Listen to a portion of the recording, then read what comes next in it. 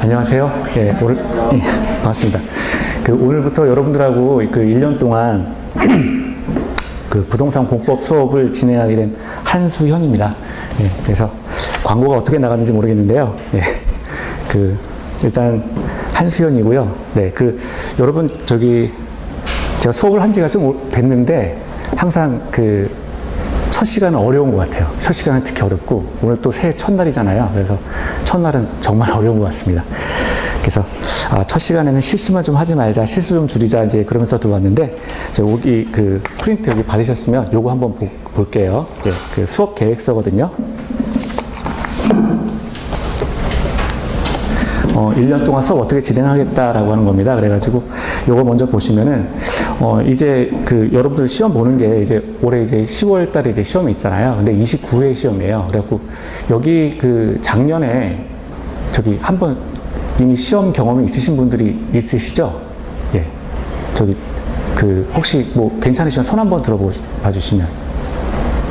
한 분 계신가요? 예, 알겠습니다. 예, 그래서 일단 아마도 이제 쭉 같이 가실 것 같은데, 표 한번 보시죠. 표 한번 보시면은 이제 1, 2월 달에는 이제 기초 거기 표에는 기초, 상세, 심화, 요약 이렇게 나와 있는데 거의 수업 내용은 아마 동일할 겁니다. 거의 동일하고요. 이제 시간이 지나가면서 문제풀이 쪽으로 이제 중심해가지고 갈 거예요. 그리고 공법이라는 과목 자체가 이제 공부를 하다 보시면 다른 과목하고는 다르게 다른가요?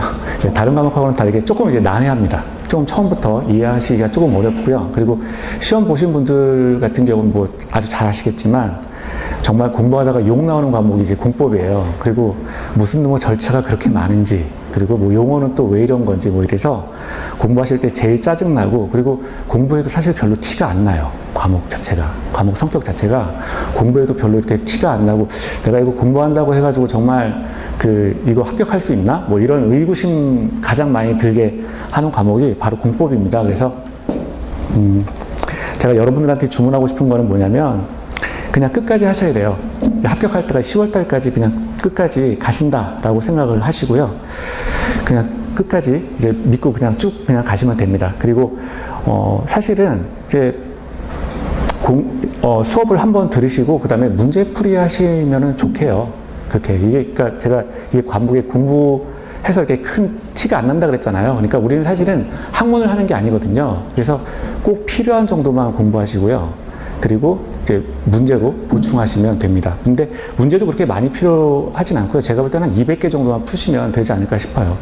제가 이렇게 말씀드리는 이유는, 저는 예전에는, 제 얘기 잠깐 소개하면은, 저는 법대 졸업하고 이제 사시 공부를 굉장히 오래 했어요. 사시 공부를 굉장히 오래 했는데, 10년 넘게 공부했습니다. 10년 넘게 공부했는데 안 됐죠. 이제 결과적으로 안 됐는데, 객관식 같은 경우는 문제는 없었거든요. 근데 그래서 이제 객관식 그때 공부하면서 터득한 요령이 뭐냐면, 객관식은 학문이 아니고, 객관식을 딱 충족하는 정도만, 그러니까 시험에서 요구하는 정도만 공부하시면 돼요. 근데 그럼 우리 도대체 부동산 공법이라고 하는 거는 얼마큼 공부해야 되느냐? 16개만 맞추세요. 16개. 40문제. 여러분들 시험 보는 게 이제 40문제 시험을 봐요. 40문제 시험을 보는데 그 가운데 16개만 맞추시면 됩니다. 16개. 그래서 16개면은 40점이거든요. 40점인데, 40점만 넘기는 걸 사실 목표로 하시면 됩니다. 그리고 여러분들 이제 제가 여기 보시면 이렇게, 수업 때마다 프린트가 나갈 거예요. 프린트가 이렇게 나가는데, 오늘 처음에는 이제, 국계법만 나왔죠. 국토의 계획 및 이용에 관한 법률을 해가지고, 앞에 프린트 안 받으신 분들은 가져가시고요. 그래서 근데 이렇게 해가지고 지금 페이지가 한 10페이지까지 나갔죠. 10페이지까지 나갔는데 전체 분량이 45페이지예요. 전체 분량이. 그래서 45페이지만, 그러니까 오늘까지는 이제 10페이지만 나간 거예요. 첫날이라서.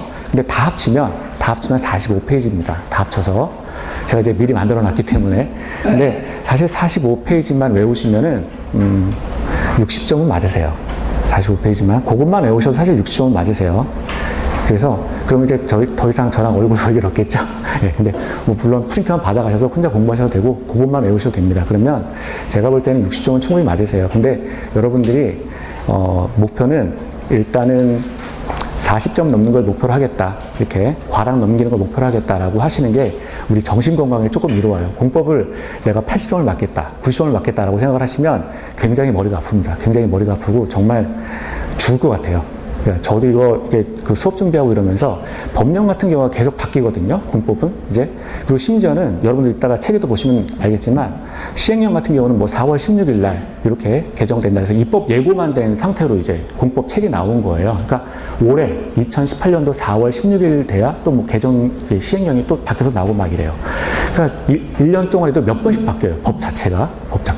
그래서 그런 것들은 강사인 제가 그냥 맞춰서 다 준비할 거고요. 그래서 그냥 필요한 것들만 이렇게 강사한테는 뽑아가겠다라고 마음가짐 이렇게 잡으시고 편하게 공부하시면 돼요. 제가 사실은 녹화하는데 되게 거부감이 있습니다. 왜냐하면 녹화를 하게 되면 하고 싶은 말을 잘 못해요. 하고 싶은 말을 잘 못하고 항상 이게 언행을 조심해야 되기 때문에 그래서 저는 원래 수업 때 이렇게 정치 얘기도 좀 잘하고 해요. 그래서 정치 얘기 막 하고 그러는데 할 수가 없죠. 그래가지고 수업만 하게 됩니다. 그래서 굉장히 재미가 없어요. 재미가 없는데 공법은 특히 더 재미가 없어요. 그래서 어쨌든 여러분들께서 목표는 뭐냐면 저랑 같이 하시면 문제풀이하고 하시면 70점은 맞추실 거예요. 70점은 충분히 넘어가실 거예요. 공법에서. 원래는 제가 40점만 넘으라고 그랬잖아요. 그게 일반적인 룰이고요. 문제풀이까지 하시면 70점은 맞추실 거예요. 그래서 우리 뭐 세법이라든가 다른 뭐 공시법이라든가 이런 것들 있잖아요. 그래서 우리 그런 것들은 사실은 그냥 뭐 다른 강사분들은 또 다르게 말씀하시겠지만 사실 굉장히 쉬워요. 그런 것들은. 그래서 그런 것들은 뭐 80점, 90점, 100점 맞으셔도 됩니다. 근데 공법 같은 경우는 제가 공법 강사라서 하는 얘기가 아니라 이건 정말 정말 공부하시다가 욕 나와요. 욕 나오는 과목이어서 40점 넘기는 걸 목표로 하십시오. 그리고 이제 거기 그 강의 계획에서요, 6월까지 가면은, 그러니까 우리가 3순환을 돌아요. 지금 1, 2, 3, 4, 5, 6 해가지고, 한 순환이 이제 8회 강의씩인데, 6월까지는 30점만 맞추세요. 6월까지는 그냥 그때까지는 뭐 제 생각에는 다른 문제를 풀어보겠다 이런 거 하지 마세요. 그냥 여러분 교재가 보면은 이게 비교적 얇은 거예요. 박문각에서 나오는 책 같은 경우는 거의 1000페이지가 넘죠. 1000페이지가 넘는데 이 책이 얇은 겁니다. 얇은 거여서 그냥 이 책을 기본서를 계속해서, 그러니까 사실 이 책을 한두 번 봐서 알 수가 없어요. 이게 왜냐면 행정법 가운데 그 절차사항이거든요. 행정법에 보면은 행정법의 강론에 들어가는 파트예요. 우리가 하고 있는 게 국토에 관한 법들인데 이제 행정법 강론 중인데 강론 가운데 절차에 관한 법이라서 이걸 도대체 오늘 외워도 내일 까먹고요. 그리고 뒤돌아서면 까먹는 과목이에요. 그래서 6월까지는 그냥 기본서만 충실히 보겠다라는 생각으로 편하게 오세요. 편하게 오시고 사실은 이제 1, 2월 달에는 그냥 공법이 그냥 이렇게 생긴 거구나 이 정도만 보시면 이제 충분합니다. 그래서 첫 시간부터 막 오늘 공부했으니까 도서관 가가지고 하루 내가 7시간은 공부해 보겠다 그런 생각 절대 하지 마세요. 절대 하지 마시고요. 그냥 편하게 오세요. 편하게 오시고 그리고 그냥 이렇게 생긴 거구나 이런 용어가 있구나 이 정도만 하시면 됩니다. 그리고 6월까지는 그냥 기출문제 같은 경우는 제가 추천해 드린 거는 문제도 사실 풀지 마세요. 물론 우린 그 전에 문제도 풀 거예요. 6월 되기 전에도 뭐 기출문제 다 풀고 할 건데 혼자 뭐 괜히 그 이전에 6월 전에 기본서 이전에 기출문제 먼저 해보겠다 뭐 이렇게 학부열에 불타서 민법 가세요. 민법 그렇게 하시고요. 공법 같은 경우는 그렇게 하지 마세요. 왜냐하면 많이 바뀌어요. 그래서 과거의 기출문제가 별로 큰 의미가 없어요. 문제 중에 가장 의미 있는 거는 기출문제인데 공법은 많이 바뀝니다. 절차사항이라서 굉장히 많이 바뀌어요. 1년에 몇 번씩 바뀌기 때문에 과거 기출문제 놓고서 왜 지금 답이 왜 이런가요? 뭐 이렇게 의미가 없어요. 그래서 그 전까지는 6월까지 전까지는 문제풀이에 치중하지 마시고 여러분 갖고 있는 책 받으신 거 파란 거 저것만 그냥 줄기차게 보시고요. 그리고 문제풀이 생각하지 마시고 7월부터는 문제만 풀 거예요. 그러니까 그때 가서 하셔도 10월까지는 충분합니다. 10월 마지막 주에 이제 여러분 시험 있잖아요. 그래서 세 번째 주인가요? 네 번째 주인가요? 그때 뭐 시험 있죠. 그래서 그 전까지 문제 풀 거니까 충분하니까 그 전까지는 이제 이론적인 거 책으로만 많이 이게 무슨 말인지 모르지만 일단 회독수를 많이 높여서 이런 게 있구나 이 정도만 이해하시면 됩니다. 문제풀이 하시면서 구체적인 과정 다 암기하시고 들어가시면 70점 맞는데 전혀 지장 없어요. 근데 제가 70점 맞으라고 얘기 안 했잖아요. 40점만 넘어가시면 돼요. 40점. 그리고 40점만 넘어가시면 되고요. 6월까지는 30점이 목표입니다. 제가 그 전에 이제 뭐 예를 들어서 문제 아침에 해가지고 문제 이제 나눠드리고 풀어보고 그 다음에 몇 개 맞으셨어요 이러면은 10문제 가운데 3개만 맞춰주세요. 3개만. 3개만. 7월부터는 이제 문제만 할 거니까 그때 가서 이제 그때 가서 성적이 왜 이럴까요? 이런 고민을 안 하실 거예요. 그래서 그 전까지 책만 보시면 되고요. 또 공부하시다 보면 이제 또 1월 달에 가면 이제 책이 또 많이 나와요. 이게 공법책 같은 경우가 이제 매해 1월부터 이제 책이 또 막 본격적으로 나오거든요. 근데 내가 갖고 있는 책은 뭔가가 이상한 것 같아. 이러면서 책을 막 바꾸기 시작하세요. 점점 3월달 가면서 방문각 책이 잘 팔리니까 그거 보고, 뭐 다른 거 어디 뭐 보고 막 이래요. 근데 의미 없습니다. 그런 것들도. 어차피 우리가 공부하는 거는 객관식이에요. 객관식이어가지고 객관식은 사실은 나오는 것만 나오거든요. 다만 법령이 바뀔 뿐이죠. 중간에. 그래서 이 책 저 책 바꾼다고 해도 절차법이기 때문에 내용은 다 똑같은 거고요. 그래서 책 바꾸지 마시고 그냥 그 10월까지 그거 보시고요. 나중에 10월 이후에는 라면 받침대로 사용하시면 됩니다. 라면 받침대. 자, 그래서 여러분들 일단 볼 거는 그 강의 계획표가 뭐 이렇게 있는데요. 1, 2, 3, 4, 5, 6 해가지고 10월까지. 그래서 여러분 29회 목표로 해가지고 합격을 목표로 이제 저와 함께 가실 겁니다. 그리고 6월까지는 30점을 목표로 하시고요. 7월부터 이제 문제풀이 들어가는데 그때부터는 이제 본격적으로 점수가 올라갈 거예요. 그래가지고 최종에는 이제 70점, 60점 맞추면 굉장히 잘하는 건데 사실은 합격자들은 그래요. 공법에서는 40점만 넘긴다라는 전략으로 갑니다. 공법에서는 40점만 넘기는 게 전략이에요. 그래서 근데 이제 저는 강사니까 그렇게 강의할 수는 없고요. 70점 맞춰주는 걸 목표로 합니다. 그래서 70점까지 가는 거고요. 자, 그래서 우리가 이제 배우는 거는 이제 총 이제 6개의 법을 배우게 됩니다. 6개의 법을 배우게 되는데요. 뭐 녹화도 하고 첫 시간이고 하니까 참 제가 말하는 게 참 조심스럽습니다. 거기 그 뒷페이지 이제 보시고요. 뒷페이지 한번 넘기세요. 그 두 번째 장 보시면 부동산 공법의 개념 뭐 이렇게 나와 있죠. 자, 그래서 거기부터 한번 보도록 하겠습니다. 제가 보기보다 젊어 보인대요. 학생들이 보기보다 젊어 보인다고 하는데 실제 그렇게 젊지는 않습니다. 실제 젊지는 않고요. 근데 젊게 살려고 하고 있습니다. 젊게 살려고 하고 있고요. 네. 뭐 젊은 거죠. 네. 부동산 공법부터.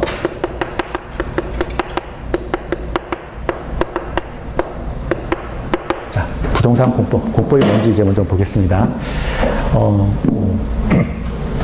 거기 보면은 이제 페이지, 프린트에, 자, 일단 먼저 여러분들 이제 부동산 공법이라고 하는 거는 이제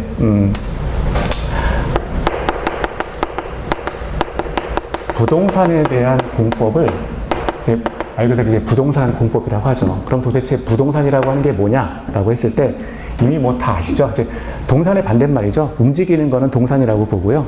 그리고 움직이지 않는 건 이제 부동산입니다. 근데 법에서는 부동산을 토지와 그 정착물 이렇게 정의를 해요. 그래서 토지와 정착물, 이게 민법적인 개념인 거죠. 그래서 토지와 정착물을 이제 부동산이라고 합니다. 그래서 토지가 있고요. 토지 위에 움직이지 않는 그 물건, 이게 이제 정착물이 되겠죠. 이 두 가지를 합쳐서 부동산이라고 해요. 그런데 이 정착물이라고 하는 건 그럼 뭐가 있겠습니까? 건축물이 되겠죠. 대개는. 건축물이나 공작물 이런 것들을 건축물, 공작물 뭐 이런 것들을 이제 그 부동산에서 규율하는 대상이다라고 한다는 거예요. 그래서 토지와 정착물이 부동산이고요. 정착물이라고 하는 거는 건축물이나 뭐 공작물이나 뭐 이런 것들 움직이지 않는 것들 이런 것들을 이제 규율하는 게 부동산 공법이다. 근데 이 토지와 정착물에 대해서 자 이거를 법으로서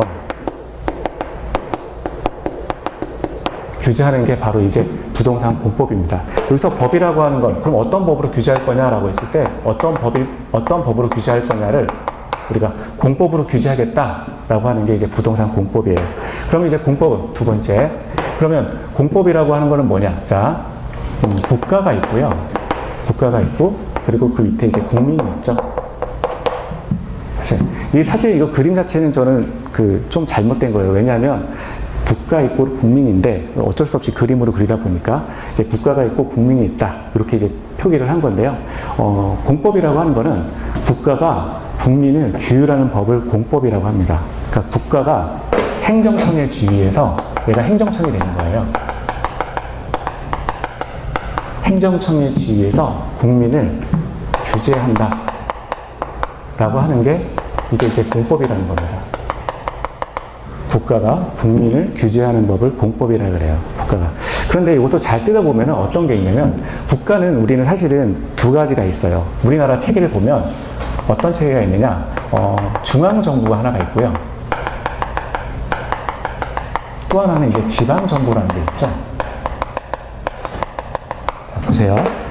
국가가 국민을 규제하는 게 공법관계다라고 설명을 하는데, 다른 말로 국가의 행정청이 국민을 규제하는 게 바로 공법이다라고 하는데, 이 국가는 또 두 가지가 있다는 거예요. 중앙정부가 있고 지방정부가 있습니다.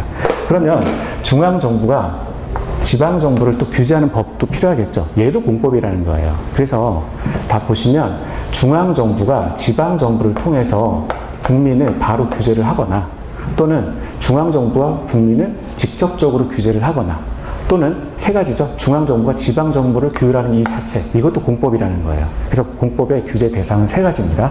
중앙정부가 국민을 바로 구속하거나, 또는 지방정부가 중앙정부의 위임을 받아서 구속을 하거나, 또는 중앙정부가 지방정부를 통제하는 것, 이런 행위도 공법이라는 거예요. 그래서 공법의 규제는 세 가지 방식으로 흘러간다라고 하는 거예요. 세 가지로 흘러갑니다. 그런데 그 규제 대상이 지금 뭐였냐면 토지와 정착물이잖아요. 그래서 토지와 규제를 하는데 뭘 가지고 규제할 거냐? 토지와 그 정착물에 대해서 규제를 하는 게 이제 부동산 공법이 돼요. 토지와 정착물에 대해서 규제하는 게 부동산 공법이다. 자, 이게 이제 내용이 되는 거예요. 국가가 국민을 어떻게 구속하느냐? 토지와 정착물에 대해서 국민의 행위를 규제하겠다라고 하는 게 부동산 공법이라고 하는 거죠. 자, 그러면 요거 세 번째 하나만 더 나가서 볼게요. 국가가 국민을 구속하는 게 이제 공법이었는데요.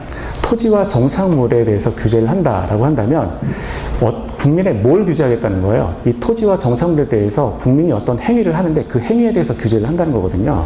그러면 자 보겠습니다. 토지와 정착물에 대해서 분명히 이걸 어떻게 건드리는 자가 있을 거예요. 이런 자들이 이제 등장을 하죠. 이런 자들이 이제 시행자라고 해요. 시행자.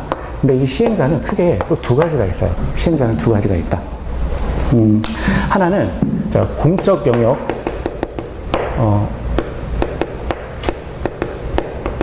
공적 영역에 속한 시행자가 있고요. 또 하나는 민간 영역에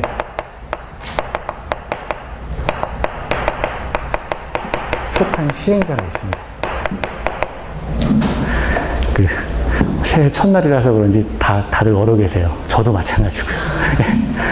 저도. 오늘 아침에 저 같은 경우는, 저는 집이 저기 성북구 쪽에 사는데, 연휴가 있었잖아요. 그래서 하루 이제 쉬니까, 원래 이런 날은 되게 막히거든요. 그래서 아침에 새벽에 일찍 나왔어요. 새벽에 일찍 나왔는데도 차가 많이 막히더라고요. 근데 여기 그래가지고, 오늘 늦으면 안 되는데, 그래가지고 일찍 나왔는데, 여러분들은 저보다 더 많이 온 것 같아요. 자, 40점은 맞으면 되는 과목이에요. 40점.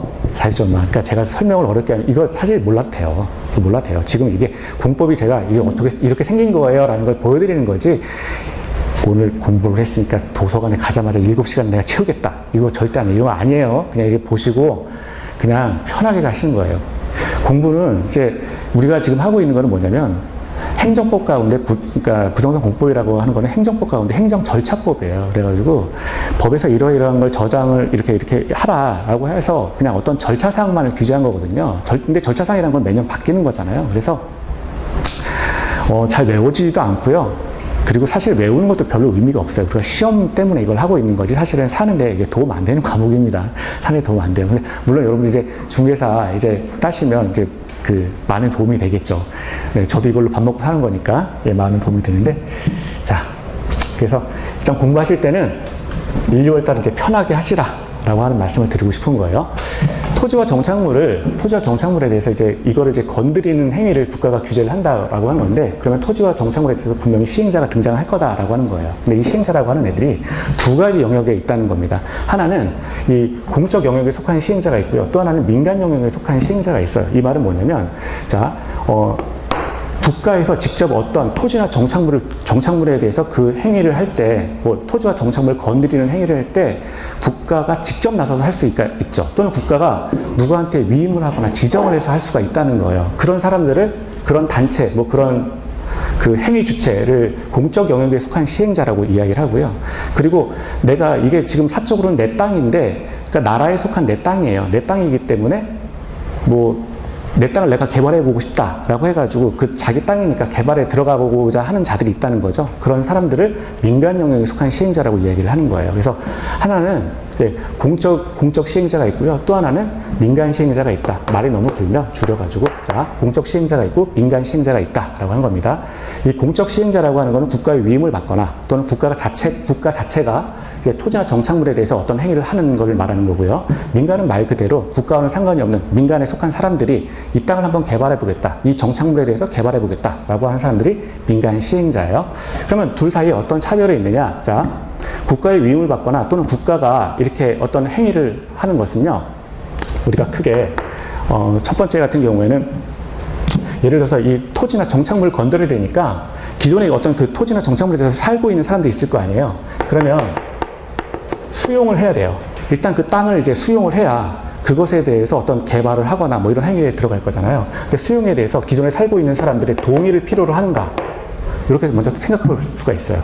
근데 어떤 그 뭐 지구라든가 그러니까 어떤 지역에 대해서 이제 개발을 할 때 공적 영역에 속한 시행자, 그러니까 국가가 그런 것들을 그 개발하겠다라고 나서면 기존에 살고 있는 사람들의 동의를 필요로 하지 않습니다. 그래서 수용자의 동의를 필요로 하지 않아요. 수용할 때 동의를 필요로 하지 않습니다. 자, 그리고 두 번째는요, 이 사람들이 국가나 또는 국가로부터 위임을 받은 자가 그 지역에 대해서 개발 행위를 들어갈 때 돈이 이제 필요할 수도 있어요. 근데 돈을 이제 수용을 하면 거기 지역에 있는 사람들을 돈으로 다 주고 내쫓고 그다음에 거기를 개발해야 되는데, 이제 국가나 또는 그 국가로부터 위임받은 자들 같은 경우에도 돈이 없는 경우가 있다는 거예요. 그러면은 돈 대신에 채권이라는 걸 발행해 줘야 돼요. 그러면 그 채권을 또 발행해서 대신 채권으로 줘야 되는데, 채권에 대해서 자, 보증을 받아야 되는가?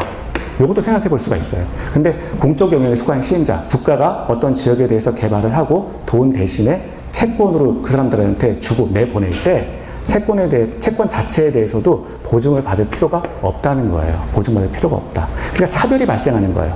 어떤 지역을 개발하는데 국가가 개발을 하게 되면 그 수용자, 그 땅을 이제 빼앗긴 자들한테 동의를 받을 필요도 없다라고 하는 거고요. 또 하나는 채권 보증. 그 공사를 진행할 때 채권을 발행해야 되는데 채권 발행에 대해서도 보증받을 필요가 없다라고 하는 겁니다. 자, 그리고 또 하나, 세 번째는 공사를 하다가 뭐 어떤 이유에 의해서 이걸 이제 소위 먹튀라고 하는데, 공사를 하다가 이제 개발 행위 중에 그냥 공사 업체가 이제 튀는 경우가 있죠. 이제 그런 경우에는 그런 경우를 방지하기 위해서 이행 보증금에 대한 예치를 받거든요. 그런데 이행 보증금에 대한 예치가 필요하느냐? 공적 영역에 속한 자는 이런 것들도 다 필요 없다는 거예요. 그런데 민간 영역에 속한 시행자 같은 경우에는 일단은 수용자의 동의를 받아야 되고요. 수용자의 동의. 자, 그 어떤 그 지역에 사는 그 땅이 수용을 한다. 그래서 내가 개발하겠다라고 한다면 그 지역에 사는 사람들의 수용에 대한 동의를 당연히 받아야 된다는 거예요.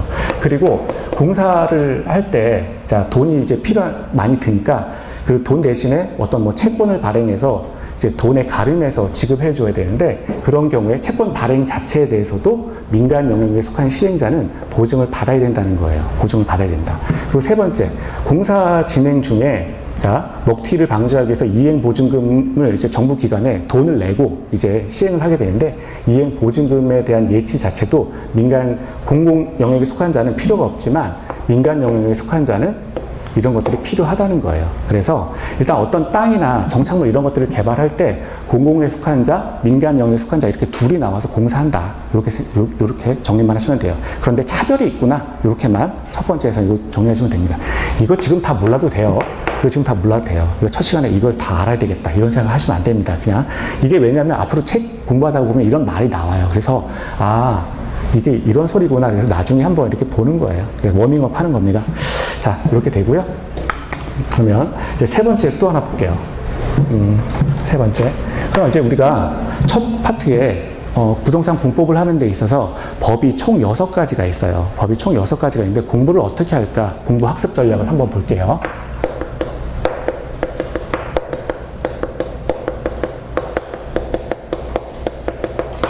공부 학습 전략을 한번 보도록 하겠습니다. 첫 번째 나오면 우리가 부동산 공법에는 법이 총 6가지가 있어요. 그러면 첫 번째는 국토의 이용 및 계획이죠. 국토의 계획 및 이용에 관한 법률이라는 게 하나가 있고요.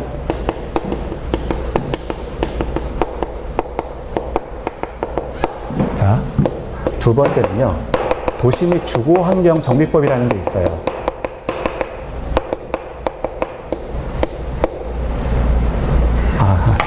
죄송합니다. 자, 두 번째가 도시개발법이 먼저 나오죠? 도시개발법. 자, 맞아요. 두 번째가 도시개발법이고요. 책 목차순으로 해야 되니까. 자, 도시개발법이 나오고요.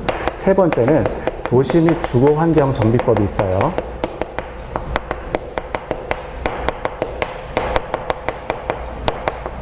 자, 그리고 네 번째는요. 건축법이 있습니다. 그리고 다섯 번째는요. 주택법이 있고요. 여섯 번째는 농지법이라는 게 있어요.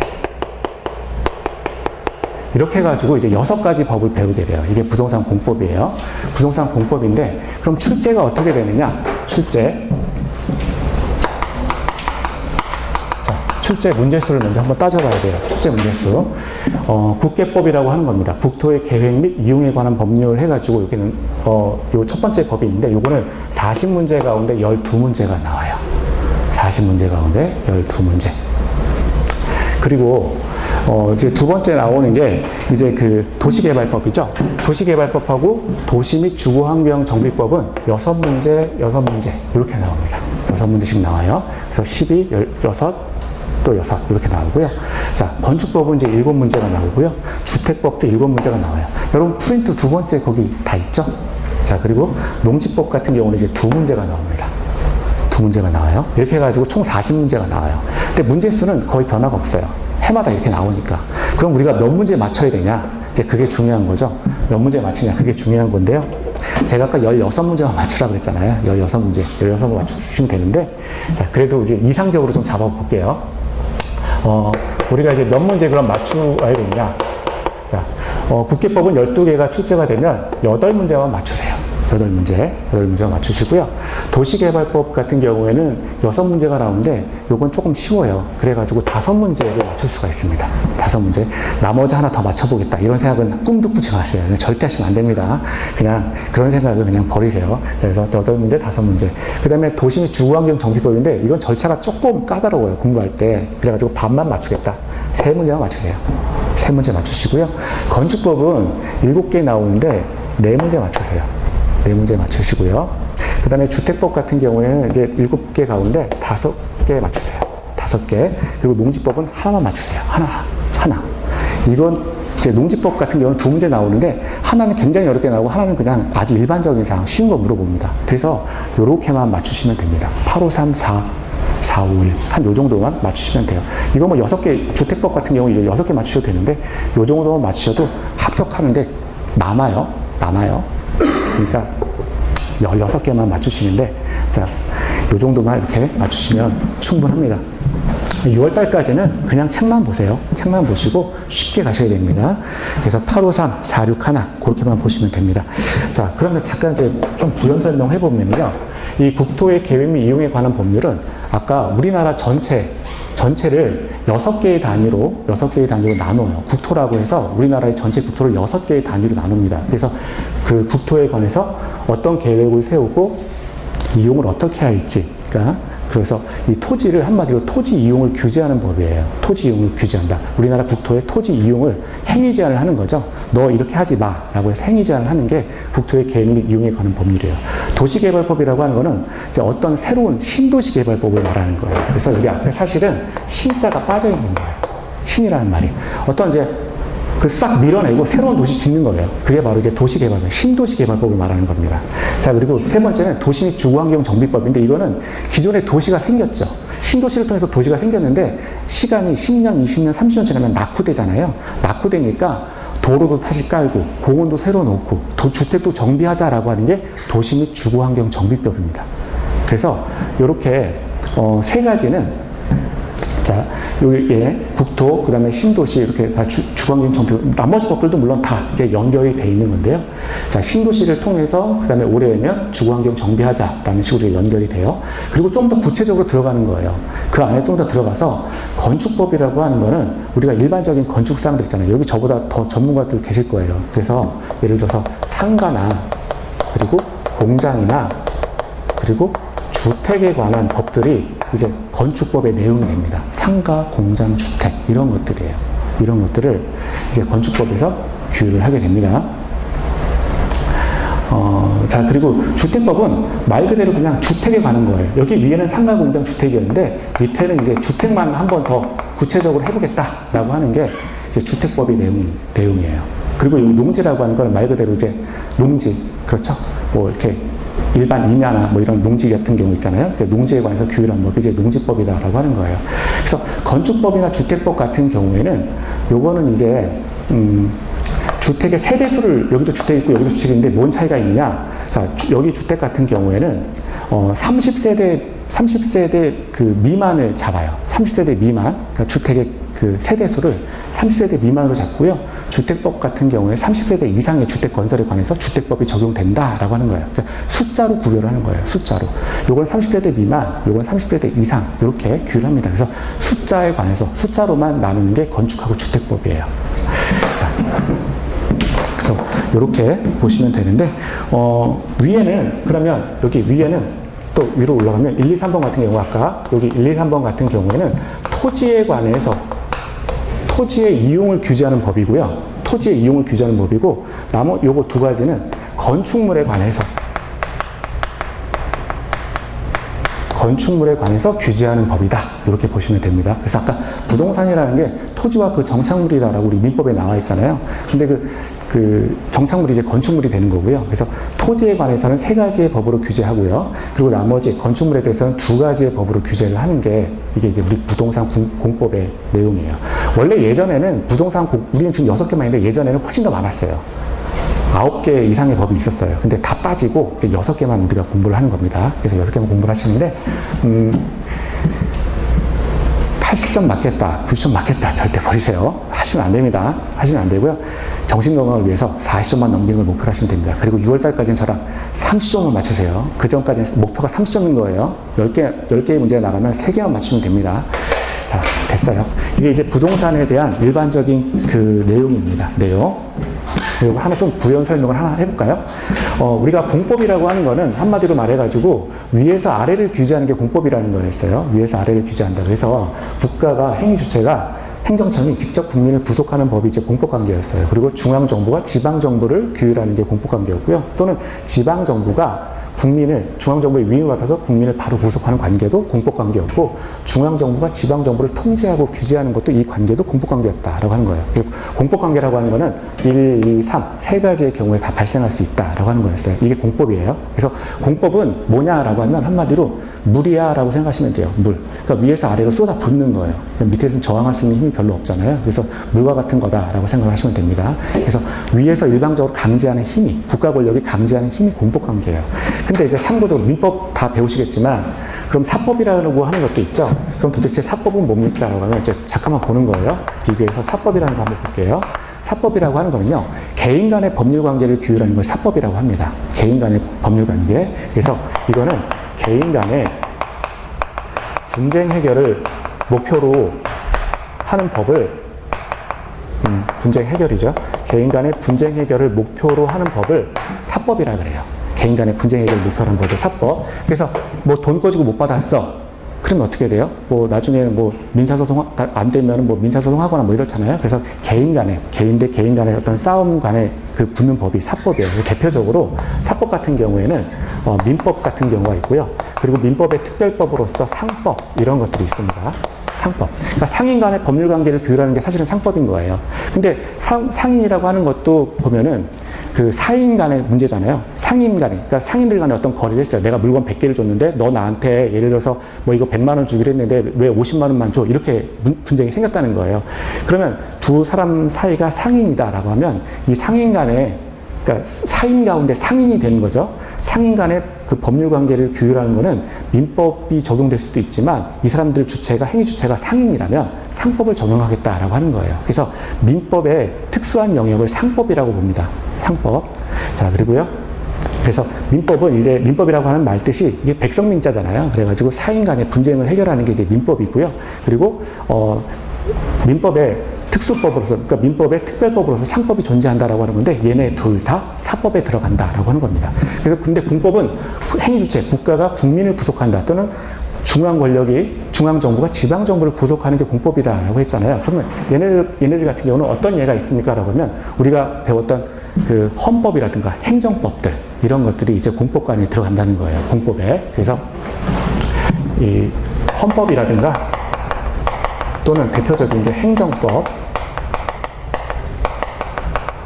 또는 민사소송법 이런 것들도, 그러니까 민사소송인데 그거는 소송에 관한 법 가운데 나라에서 절차를 이렇게 마련해 줬어요. 그러니까 민사소송법 이런 것들도 다 공법관계에 들어가 있다라고 보는 겁니다. 그래서 국가가 어떤 개인의 행위를 규제하는 법을 우리가 공법이라고 하고요. 사인 간에 그냥 니들끼리 싸움 났으니까 니들끼리 알아서 해봐 라고 하는 건 사법관계다라고 하는 거예요. 우리가 배우고 있는 부동산 공법이라고 하는 거는요. 자, 행정법 가운데, 그러니까 행정법에 속해 있는 거예요. 아까 우리가 그 헌법이나 행정법 같은 경우는 공법이라고 했잖아요. 근데 이 행정법 가운데 아주 일부 영역이 있어요. 행정법에 총론이 있고 강론이 있는데 행정법 강론 가운데 아주 일부가 이제 이 부동산에 관한 법규예요. 그래서 자, 행정법 그 강론에 속해 있고 아주 심한 절차다라고 하는 겁니다. 해마다 바뀌는 거라서 외우는 것도 사실 의미가 없어요. 시험 때문에 공부하는 거지 큰 의미는 없습니다. 자, 이제 여기까지가 이제 그 일반적인 내용이고요. 자, 그러면은 이제 본격적으로 국계법에 한번 들어가서 한번 볼까요? 농담을 안 하니까 자,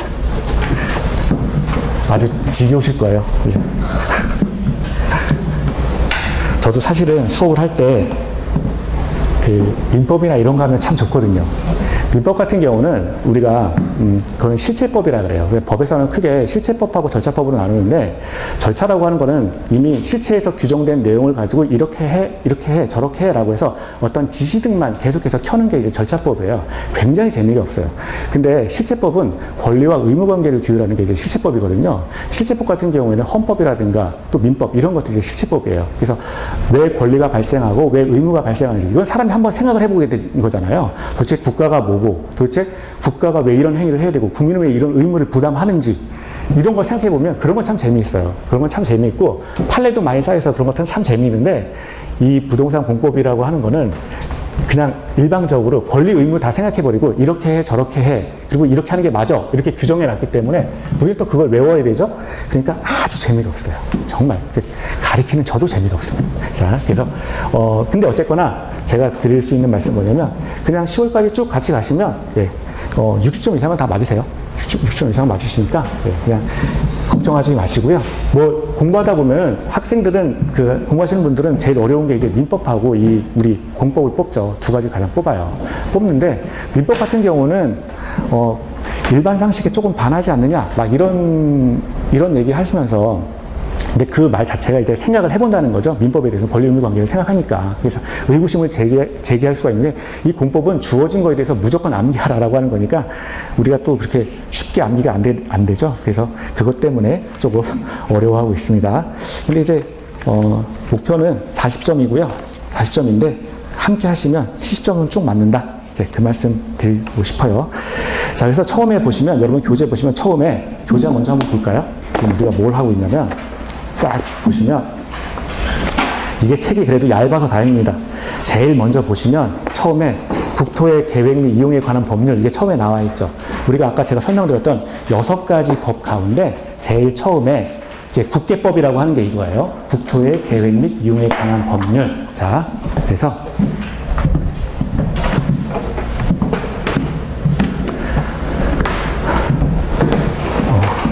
지금부터 볼 거는 국토의 계획 및 이용에 관한 법률을 그냥 줄여서 쓰겠습니다.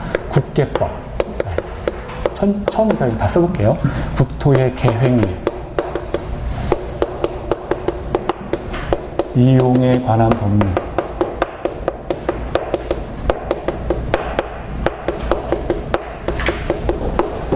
이거에 대해서 이제 볼 거예요. 이제 처음에 이제 본격적으로.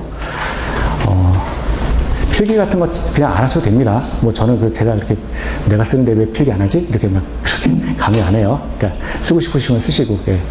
자, 그래서 그러면 국토의 계획 및 이용에 관한 법률 우리가 줄여가지고 이거를 우리가 그냥 국계법이라고 불러요. 일반적으로. 자, 국계법이라고 부릅니다. 그러면 이 국계법은 도대체 뭐가 나와 있냐? 딱 보세요. 일단 국토라는 말이 하나가 등장을 했죠.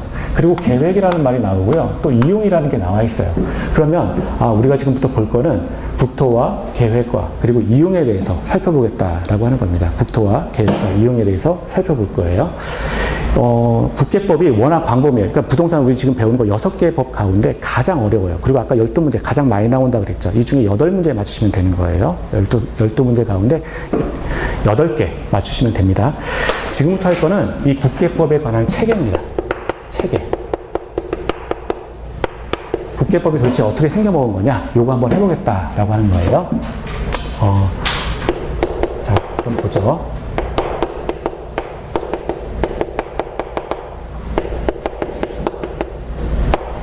우리나라는 이건 시험법이 아니에요. 이건 시험법이 아니에요. 지금 하는 거는. 자, 우리나라는 국토기본법이라는 법에서 국토종합계획이라는 걸 만들어서 우리나라는 이건 뭐냐면 국토기본법이라는 게 있어요. 벌써 다르죠. 국계법인데 이건 국토기본법이니까 이건 시험법이 아니라는 얘기예요. 그래서 이제 모르셔도 돼요. 자, 우리나라는 이제 기본적으로 국토기본법에서 국토종합계획이라는 걸 하나 만들어 놓습니다. 요걸 하나 만들어 놓으면 요걸 제일 대장으로 해서 그 밑에 하위 법률을 계속해서 만들게 돼요. 그러면 어떻게 되느냐? 국토종합계획을 기반으로 해가지고요. 도시군 기본계획이라는 걸 하나 수립하게 되고요. 요걸 또 바탕으로 해가지고 도시군 관리 계획이라는 걸 하나 만들어요.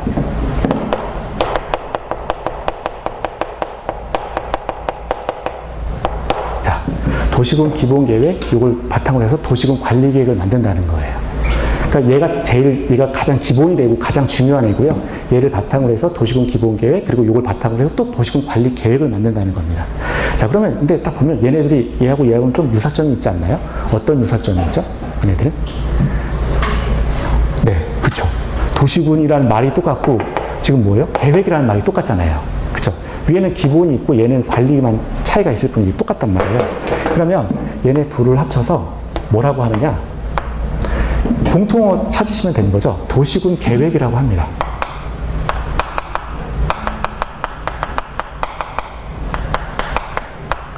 도시군 기본계획과 도시군 관리계획을 합쳐서 도시군 계획이라 그래요. 얘네 둘을 합쳐서. 자, 그럼 잠깐 볼게요. 아까 여기 국토종합계획을 바탕으로 해서 도시군 기본계획이 등장하고요. 그리고 또 이걸 바탕으로 해서 도시군 관리계획이 등장을 한다는 거예요. 그러면 도시군 기본계획이 뭔지는 모르겠지만 도시군 관리계획의 기본 방향이 되는 거예요. 그래서 얘는 도시군 기본계획은 도시군 관리계획의 기본 방향이 되고요. 기본 지침이 됩니다. 그러니까 도시군 기본계획이 도시군 관리계획의 기본 방향이 되고 기본 지침이 된다는 거예요. 이걸 바탕으로 해서 도시군 관리계획을 만들어낸다라고 하는 겁니다. 자, 그러면 일단은 또 보죠. 얘 기본 방향이고 지침이 되는데 요거 도시군 기본계획은 얘보다는 도시군 관리계획보다는 더 종합적이라는 거예요. 그러니까 얘가 기본 방향이 되고 어떤 지침이 되는 거니까 어떤 성질이 있느냐? 도시군 기본계획은 종합적이다라는 성질을 띄어요. 그러니까 얘는 종합적 계획이에요. 그러니까 대상을 딱 보시면 도시와 군이 등장을 했거든요. 우리가 시, 군 구할 때 그 군이에요. 그래가지고 어떤 도시와 군이 등장하는데 얘는 얘의 바탕이 되니까 얘보다는 종합적인 계획이 된다는 거예요. 그리고 얘를 도시군 기본 계획을 바탕으로 해서 도시군 관리 계획을 설립을 하게 되는데 이 도시군 관리 계획이라고 하는 거는 도시군 기본 계획을 바탕으로 이걸 만들어내는 거니까 부분이 될 수밖에 없죠. 얘가 종합이라면 얘는 부분이 되는 거예요. 그래서 얘는 부분적 계획이 되는 거고요. 그리고 필요시마다 수립하게 됩니다.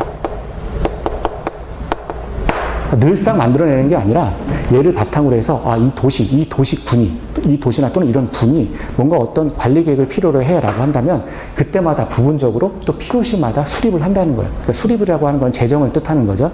그래서 얘를 만들고 얘를 만들어야 되는데 기본 계획이 종합적 계획이고 얘는 부분 계획이다. 그리고 필요시마다 수립한다라는 거 하는 특징이 있어요. 그러면 좀 더 구체적으로 볼게요.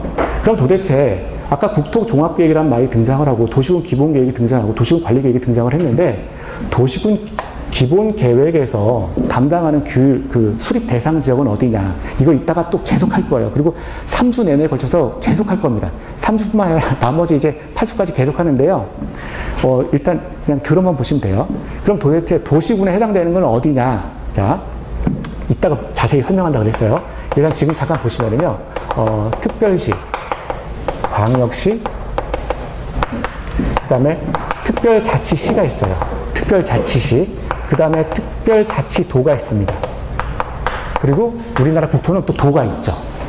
도가 있어요. 도가 있는데 도 안에 뭐가 있냐면 도 대신에 도 안에는 시와 군이 있어요. 그래서 이 도를 빼고요.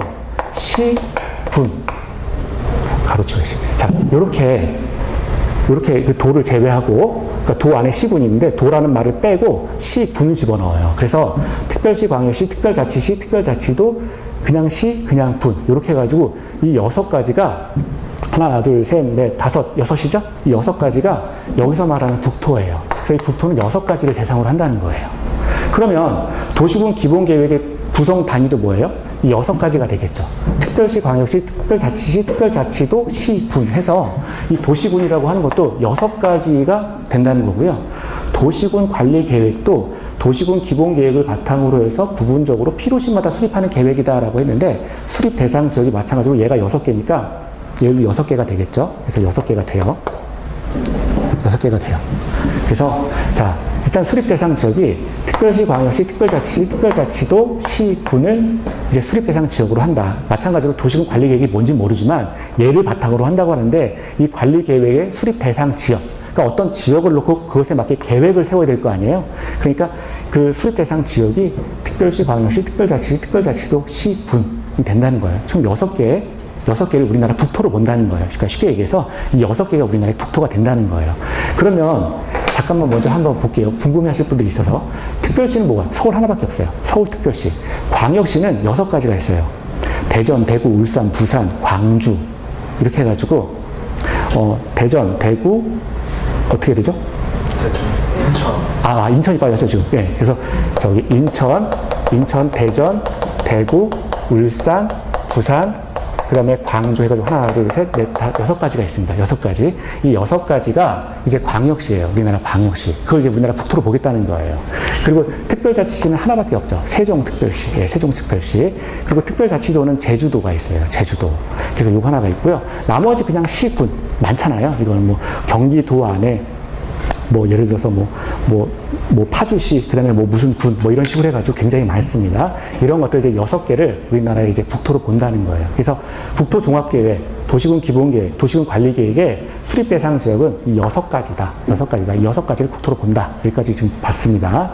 그리고 도시군 기본계획은 도시군 관리계획에 선행되는 계획으로서 도시군 관리계획의 기본 방향이 되고 도시군 관리계획을 수립하기 위한 어떤 지침이 된다라고 해서 일종의 종합적인 계획이다라고 했다는 거예요. 종합적. 하지만 도시군 관리계획은 도시군 기본계획을 바탕으로 해서 설립되는 계획인데 필요시마다 설립되고 부분적인 계획이다라고 하는 게 지금 도시군 관리계획이에요. 그래서 근데 얘네 2가지 도시군 기본계획과 도시군 관리계획을 합쳐서 도시군 계획이다. 이렇게 정의를 했어요. 그러면 여기 하나 또 의구심이 생길 수가 있어요. 아니 그러면 도시군 기본계획이라고 하는 거는 자 보세요. 서울시 안에서 어떤 계획을 세운다라고 하면 특별시 안에서의 계획인 거예요. 그리고 광역시라면 아까 6개가 있다라고 했는데 6개 몰라셔도 돼요. 그냥 광역시라는 게 있구나. 그냥 그 정도 보시면 됩니다. 자, 그러면 어떤 만약에 광주 광역시라면 광주 안에서의 계획을 도시군 기본 계획이라고 한다는 거예요. 그리고 특별자치시, 그러면 세종시인데 세종시 안에서의 어떤 계획을 도시군 기본 계획이다라고 한다는 거예요. 그러니까 어떤 특별시에 해당하는 거, 도시 안에서의 계획인 거예요. 광역시도 광역시 안에서의 계획이고 특별자치도 특별자치 안에서의 계획인 거죠. 특별자치도 안에서의 계획, 그러니까 각 시도 안에서의 계획을 도시군 기본 계획이라 그래요. 그런데 이런 경우도 있을 수가 있죠. 예를 들어서 제가 지금 서울에 살고 있는데,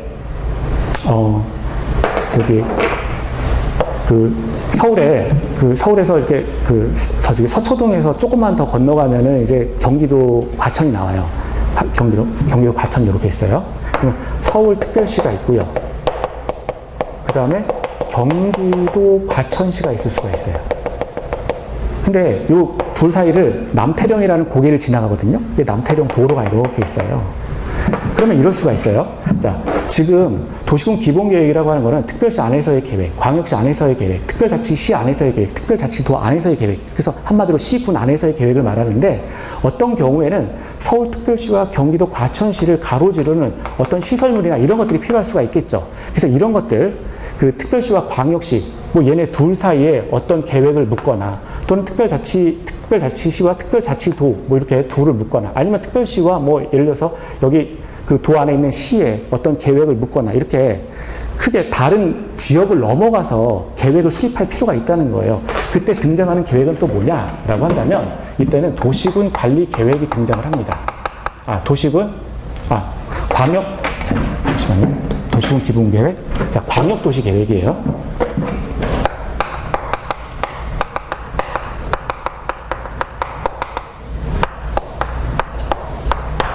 광역도시계획이라는 게 이제 등장을 해요. 광역도시계획이라고 하는 건 뭐냐면 지금 도시군 기본계획이나 도시군 관리계획은 각 도시 안에서, 도시 자체에서의 어떤 문제를 해결하는 계획이었는데 광역도시계획이라고 하는 거는 도시 간의 문제를 해결해 보겠다라고 해서 어떤 도로를 깐다거나 도로와 그리고 어떤 특별시와 뭐 광역시 이렇게 해서 인접한 어떤 시 사이의 문제를 계획으로서 해결하겠다라고 하는 게 이제 광역도시계획이 되는 거죠. 그래서 도시간을 묶는 계획을 광역도시계획이라고 합니다. 도시간을 묶는 거. 예를 들어서 지금 서울특별시하고요, 경기도 과천시 사이에 도로를 놔요. 이렇게 되면 지금 여기 도는 여기 있었으니까 자, 얘네 둘 사이에 어떤 도로를 놓는 거 이걸 우리가 광역도시계획이라고 하는데 요렇게 둘 사이에 지역을 묶는 계획들이 있죠. 이런 경우를 광역도시계획이라고 합니다. 그럼 이 광역도시계획은 위치가 어떻게 되느냐? 자, 도시군 기본계획이나 도시군 관리계획보다는 상위에 있다 또는 같다라고 봐요.